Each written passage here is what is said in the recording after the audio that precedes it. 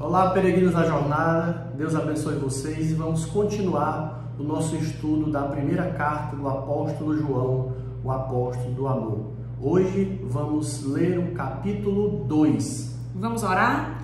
Senhor amado, nós queremos te agradecer por mais este dia e queremos pedir o entendimento do Teu Espírito Santo para compreendermos esta palavra, que é vida para a nossa alma, saúde para o nosso corpo e direcionamento para o nosso caminho. Isso te pedimos em nome de Jesus.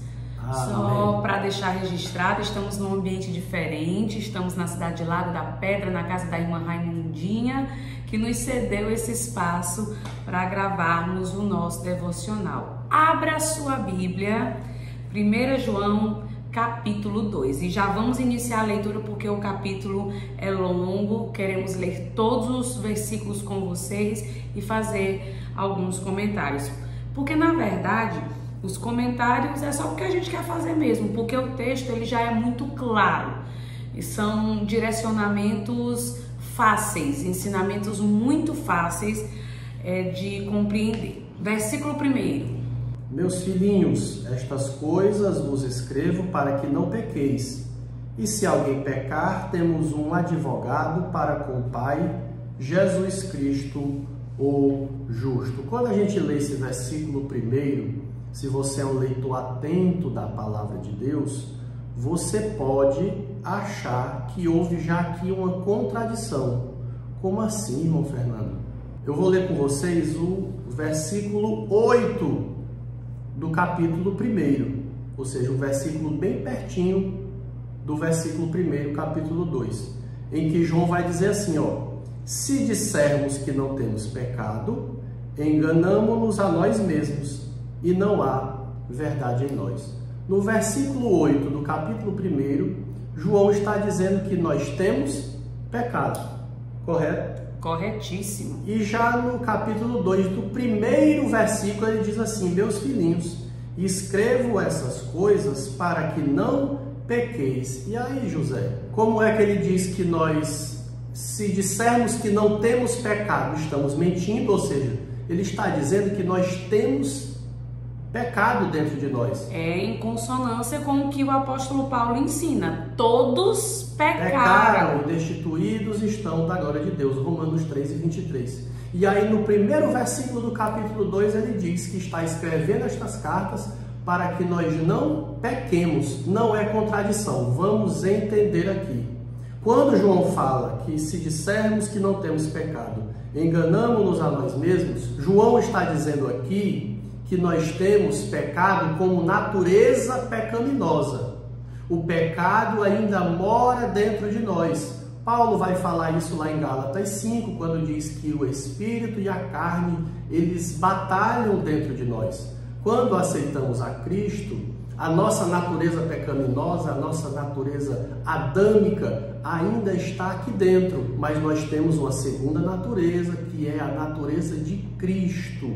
E aí o apóstolo João está dizendo aqui no capítulo 2, versículo 1, quando ele diz para que não pequeis, nós quando aceitamos a Cristo, nós ainda podemos vir a pecar. O que João está dizendo aqui é que o verdadeiro cristão, aquele que nasceu de novo, que creu em Jesus, ou seja, tem a natureza de Cristo agora dentro de você, agora você é templo do Espírito Santo, você não deve viver pecando.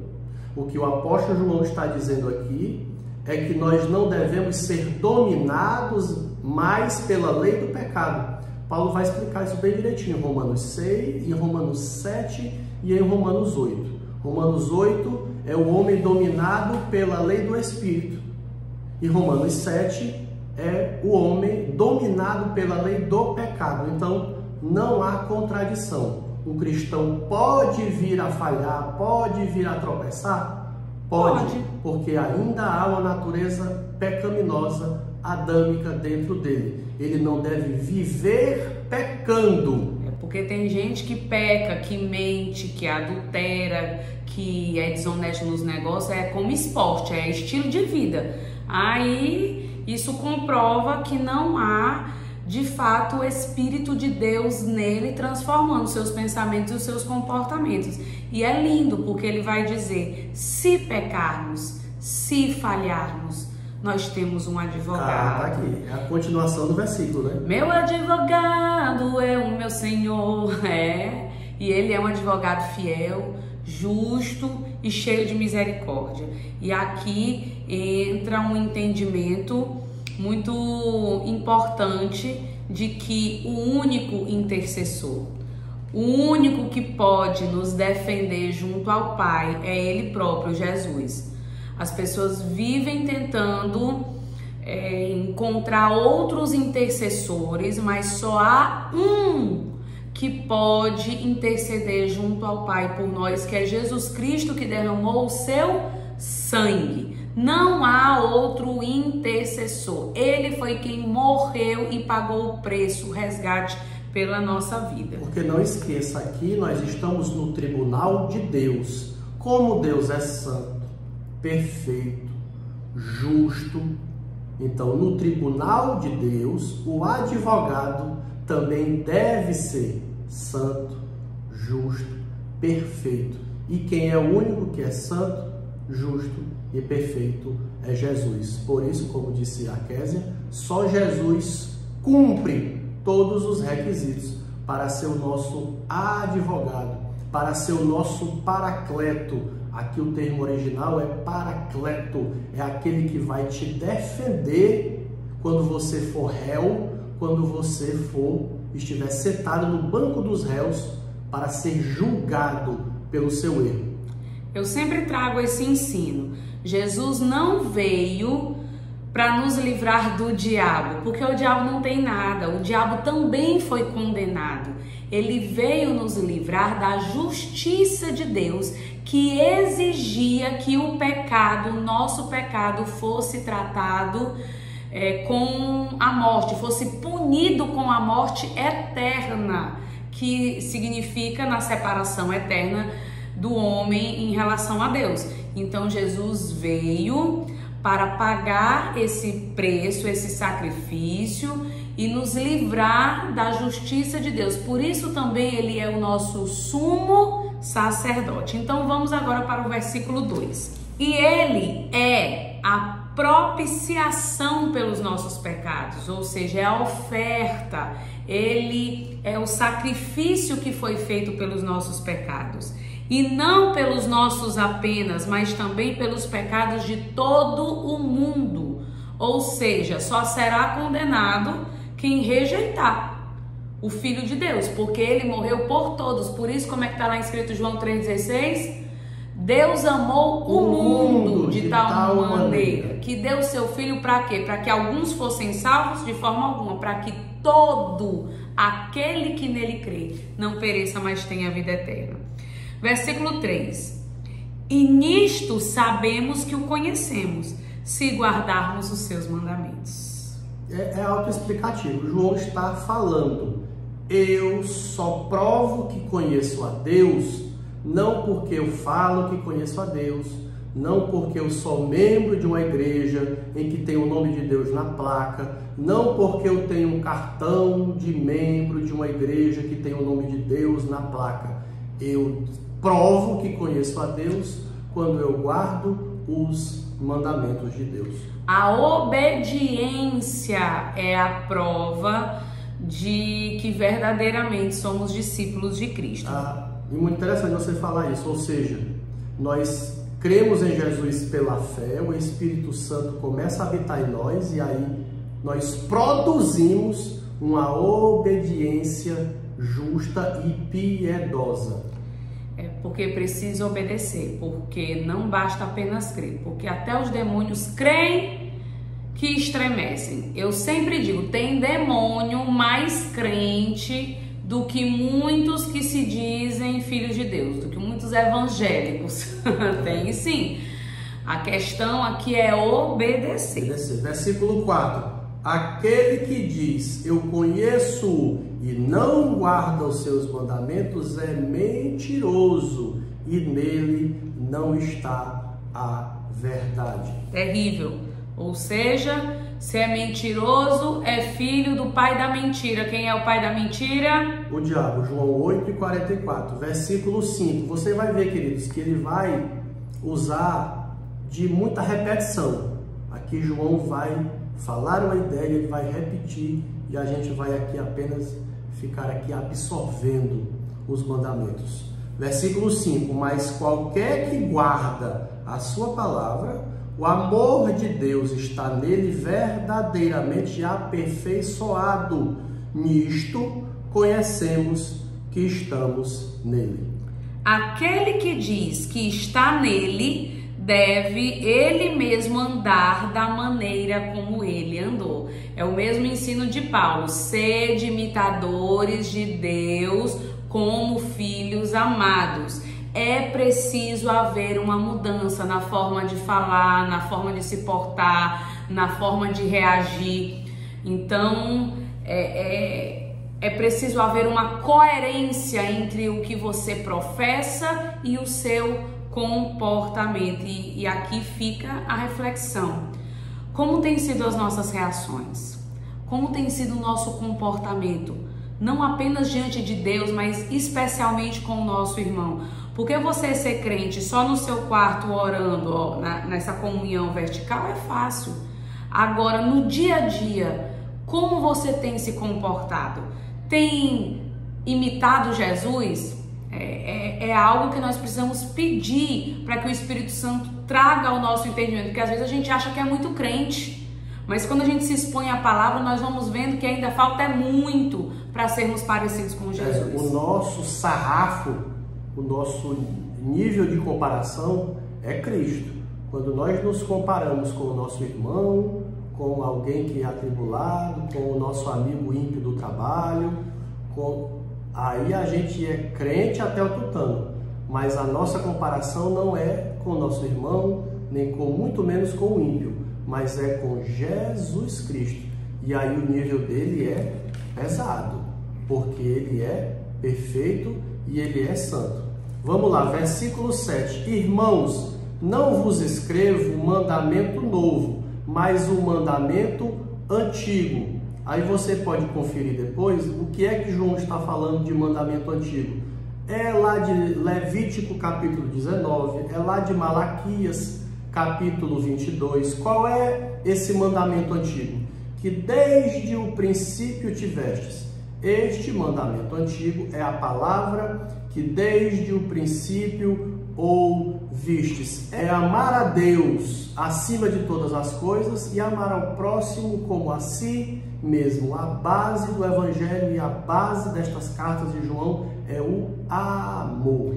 Tanto é que quando os fariseus, saduceus estavam perguntando para Jesus qual era o maior mandamento, talvez eles estavam na intenção de entrar num debate teológico, achando que Jesus ia trazer uma nova revelação, um novo mistério. Aí Jesus cita justamente o mandamento antigo que eles já sabiam de cor. Mas do que adianta saber e não praticar? É essa a questão. Todo mundo já sabe qual é o principal mandamento, o que precisa buscar, o que é que eu preciso buscar acima de tudo? Amar a Deus, amar ao próximo. E assim eu vou estar cumprindo toda a lei. E outras coisas, preciso falar um recado aqui para os teólogos liberais.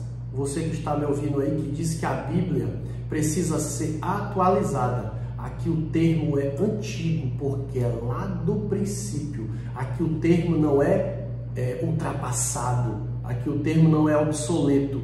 A Bíblia toda, o Antigo Testamento, ele não está ultrapassado. É palavra de Deus do mesmo jeito que o Novo Testamento. Aqui o termo é antigo, não ultrapassado. Nenhuma vírgula da palavra de Deus precisa ser atualizada. Quem tem que te atualizar é tu e te converter a Jesus Cristo quando diz que a Bíblia precisa ser atualizada. Toma pra cá, velho. Versículo 8. Novamente vos escrevo um mandamento novo, que na verdade ele está dizendo que é novo, mas é antigo. O qual é verdadeiro nele e em vós, porque as trevas já passaram E agora a verdadeira luz brilha, que é Jesus, ele está falando de Jesus. João, ele gosta muito desses contrastes. Isso é uma prova de que esta carta foi escrita realmente pelo apóstolo João. Ele gosta muito do bem, do mal, da luz e das trevas. Versículo 9, aí aqui a ataca vai começar. Te segura aí. Aquele que diz que está na luz e aborrece a seu irmão, até agora está em trevas. E aí eu quero fazer um comentário muito importante sobre este versículo aqui. João está dizendo que aquele que aborrece a seu irmão, esse termo aqui, aborrecer, não é apenas odiar, também faz parte. Se você odeia o seu irmão, você não tem amor e você está em trevas, você está em pecado. Mas aqui é mais do que isso. Aborrecer aqui é ser indiferente. Não basta apenas você só odiar para estar em trevas. Quando você olha para os seus irmãos e diz assim, eu não quero o mal daquele irmão não, mas também não quero bem. Para mim não fede nem cheira. Essa frase de para mim não fede nem cheira, assinado Satanás, também é aborrecer. Então, se você faz parte do mesmo corpo do seu irmão, porque nós somos membros de um mesmo corpo, que é o corpo de Cristo, que é a igreja. João está dizendo aqui, nós não podemos ser indiferentes ao sofrimento, às necessidades do nosso irmão. Então, se você é indiferente, você também está aborrecendo e você também está em trevas. Não sou eu que estou dizendo não, é o apóstolo João. Se tu quiser te zangar, te zanga com o apóstolo João. E esse ser indiferente também revela um coração orgulhoso, porque ele se acha superior, ele não se mistura, que cada um se vire, porque claro, amados, até pela nossa própria limitação, a gente não consegue ajudar todo mundo. Não é disso que o texto está falando de sentimento, daquilo que é possível ser feito, porque todo mundo já se chateou com algum irmão, não gostou de algum comportamento, isso é normal. Inclusive, irai-vos e não pequeis, a gente se ira de vez em quando, a gente fica mesmo passado na casca do alho com as atitudes de alguns que se dizem irmãos. Não é nesse sentido. Porque às vezes a gente se aborrece, se chateia com alguma situação, mas logo a gente vai orar e a gente continua amando o nosso irmão, apesar de não gostarmos de algumas atitudes. O aborrecer aqui é como se você matasse o irmão no seu coração. Porque ele, como o Fernando disse, é a indiferença. E a indiferença é fria como a morte. Pelo menos quando você odeia, há uma chance de converter esse ódio em amor. Porque o ódio está muito próximo do amor. Agora a indiferença é como se a pessoa tivesse morrido para você, é como se ela não existisse. Então como é que você ignora, você mata alguém no seu coração que Jesus também salvou e que Jesus quer salvar e que Jesus está tratando? Então é nesse sentido. Aquela frase, cada um por si e Deus por todos, essa frase aí é do mundo. Essa frase não faz parte do Evangelho. Versículo 10, aquele que ama seu irmão está na luz e nele não há escândalo. Mas, de novo, 11, mas aquele que aborrece a seu irmão está em trevas e anda em trevas e não sabe para onde deva ir, porque as trevas lhe cegaram os olhos. Quem está em trevas não consegue enxergar. Quem não consegue enxergar não sabe para onde vai. Quem não sabe para onde vai está cego. Versículo 12. Eu acho muito lindo esses versículos aqui. O João ele vai falar aqui, num tom fraternal. Ele vai dizer: filhinhos, escrevo-vos porque pelo seu nome vos são perdoados os pecados. No 13, pais, escrevo-vos porque conhecestes aquele que é desde o princípio. Jovens, escrevo-vos porque vencestes o maligno. Eu vos escrevi, filhos, porque conhecestes o Pai. Glória a Deus.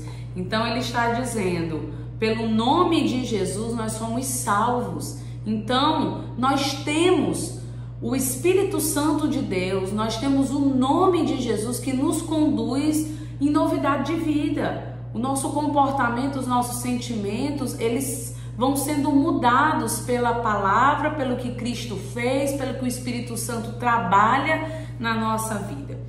Vamos agora para o versículo 14. Eu vou ler aqui agora na versão King James. Eu vos escrevi, pais, porque já conhecestes aquele que é desde o princípio. Eu vos escrevi, jovens, a repetição, porque sois fortes e a palavra de Deus está em vós e vós venceste o maligno. Até porque a gente só vence o maligno com a palavra. Não ameis o mundo e nem as coisas que estão no mundo. Se algum homem ama o mundo, o amor do Pai não está nele. Eu gosto muito de uma frase que diz que quando você está se sentindo muito confortável no mundo onde o teu Senhor foi crucificado, tem alguma coisa errada. Nós somos peregrinos e nós vamos continuar nos indignando com o que vemos, com o pecado, com a injustiça, com a violência, com os abusos, com a corrupção. Isso precisa indignar o nosso coração, porque nós não estamos ainda no lar. Não é Jesus que reina, o mundo já é no maligno. Como é que eu vou? Ai, eu amo esse mundo, eu tenho medo da morte, porque eu quero ficar nesse mundo. É estranho. Porque esse termo aqui, mundo, que João está usando aqui, porque mundo pode ter o sentido de planeta Terra. Mundo pode ter aqui, e é o termo, e a palavra original que João usa aqui é a questão do sistema ímpio, do sistema sem Deus, do sistema terreno, que desde que o pecado entrou no mundo,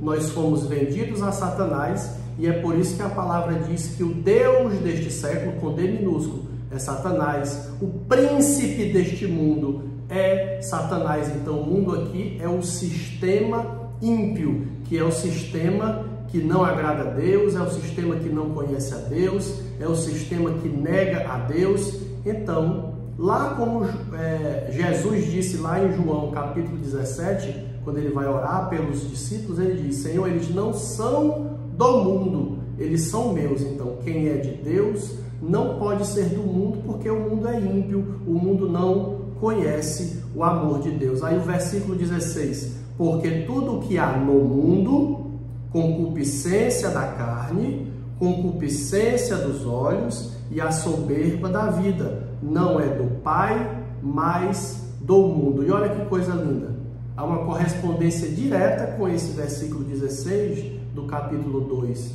de 1 João com Gênesis 3 e 6, quando Eva olha para a árvore e diz assim: ela era boa para comer, ela era agradável aos olhos e era desejável para ter entendimento. O Spurgeon vai chamar essa tríade, concupiscência dos olhos, concupiscência da carne e orgulho da vida, como a trindade do diabo. Pronto, então aí são as três áreas que o diabo atua em todos os homens.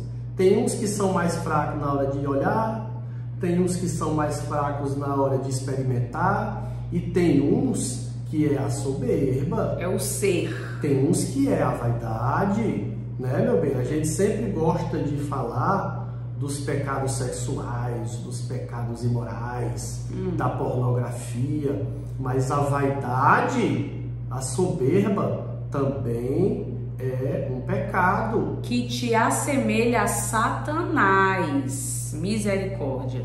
Versículo 17: o mundo passa e vai passar, e a sua concupiscência. Esse termo concupiscência, queridos, é a questão do prazer carnal, é aquilo que é desejável.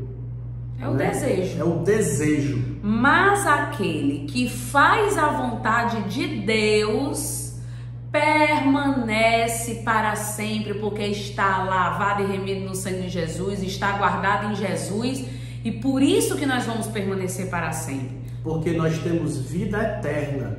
O nosso Deus é um Deus eterno, um Deus atemporal, ele é um Deus que está fora do tempo. Então tudo com Deus é permanente. tudo com o diabo é passageiro.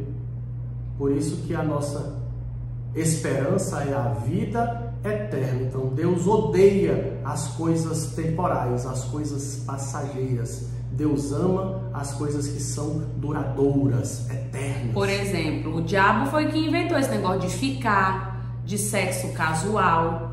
Deus criou foi a aliança, que deve ser permanente até que a morte os separe. Inclusive hoje eu e Fernando estamos completando 9 anos de casados.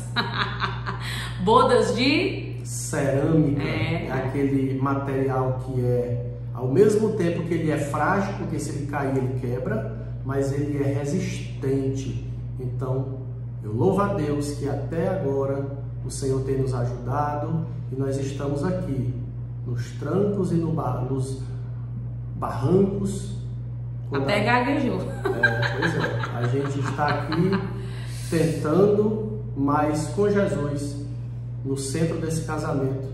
É Jesus que tem conduzido o nosso casamento até aqui e eu espero que seja até que a morte nos separe. Mas quando eu chegar lá no céu, eu quero te encontrar lá. Não, lá no céu nós vamos ser irmãos em Cristo.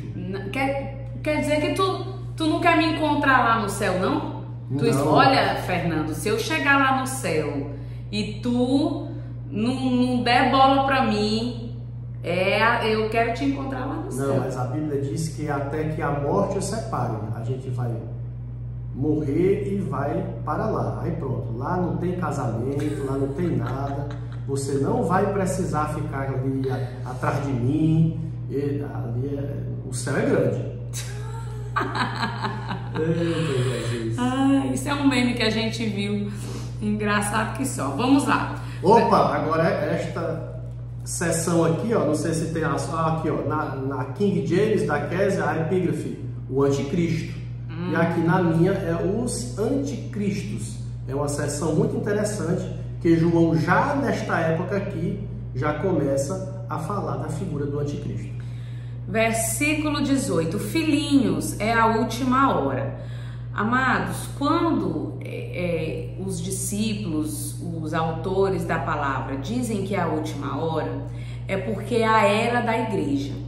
Na verdade, a partir do momento que Jesus ressuscitou, o Espírito Santo desceu e se iniciou a era da igreja, o que nós chamamos a era da graça, já é a última hora, certo? Então, tanto era a última hora para João, como é para nós agora, até o arrebatamento. É como se fosse a última etapa do plano de Deus, antes que nós venhamos a ouvir o soar da trombeta. Então, quando ele fala, filhinhos, já é a última hora, é porque iniciou a última fase, pelo menos, do plano de Deus em relação à igreja, certo? E mostra também a fé do apóstolo João, do apóstolo Paulo, todos os escritores do primeiro século, eles lá naquela época, eles já tinham a esperança de que eles seriam arrebatados. Então, o crente de todas as épocas,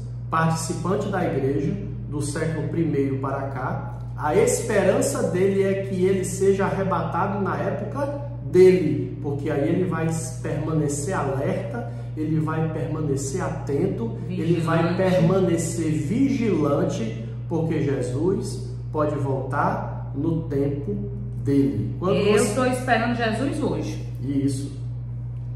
Ah, quem dera.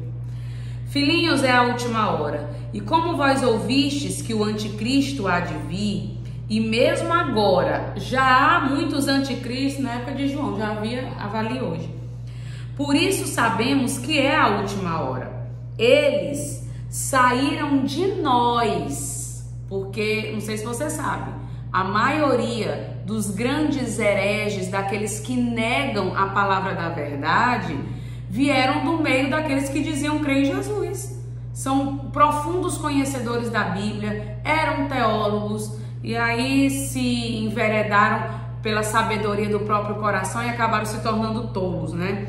Então, eles saíram de nós, mas não eram de nós, porque se fossem de nós, sem dúvida, teriam continuado conosco. Mas eles saíram para que se manifestasse que todos eles não eram de nós. Só um parêntese muito rápido aqui.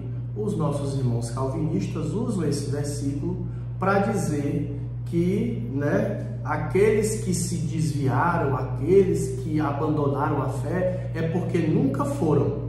Eu não vou entrar nesse debate aqui, mas nós cremos que há sempre duas opções.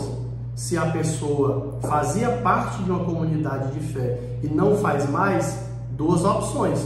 Ou ele realmente nunca fez parte, era falso, porque tem os falsos, os que nunca creram, os que nunca foram, estavam ali apenas por uma conveniência, ou mesmo porque estavam ali infiltrados e depois se revelaram. Mas tem também, nós cremos na apostasia. Há pessoas que verdadeiramente no início criam, no início observavam os mandamentos, eles começaram crendo em Jesus, foram salvos, mas aí foi o processo da apostasia. Eles foram entristecendo o Espírito Santo, depois eles foram extinguindo o Espírito Santo, e aí depois eles abandonam a fé.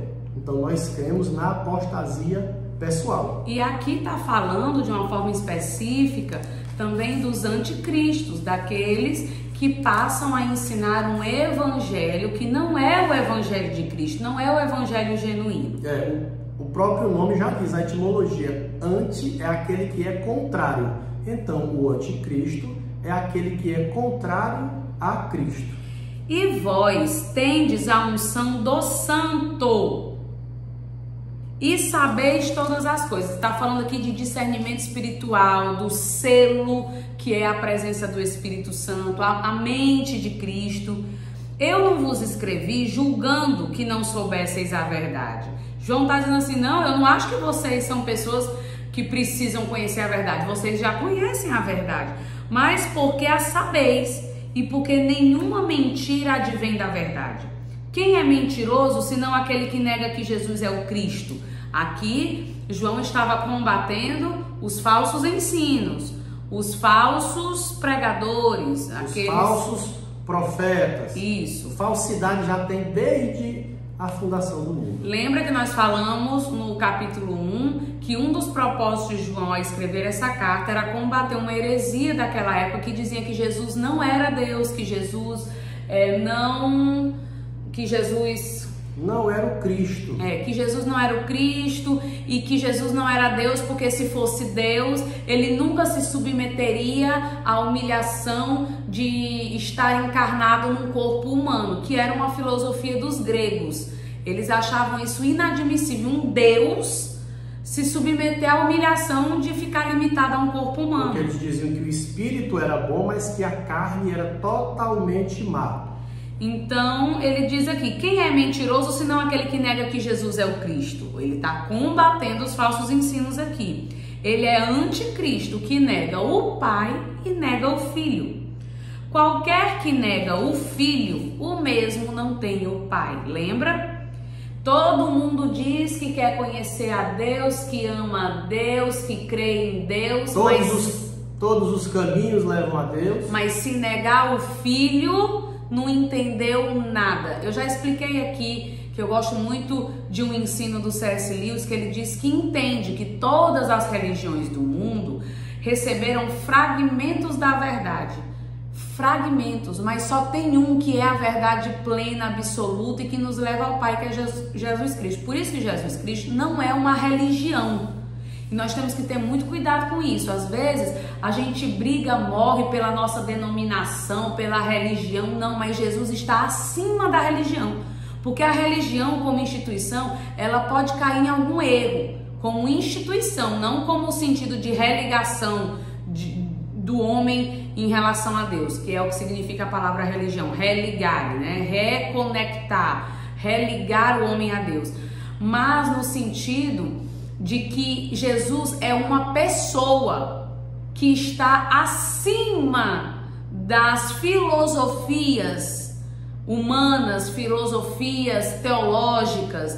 É por isso que ele vai dizer, quem nega o Filho não tem o Pai. Seguindo o versículo, mas aquele que reconhece o Filho tem o Pai também. Siga aí, meu bem. 24. Portanto, o que desde o princípio ouvistes, permaneça em vós.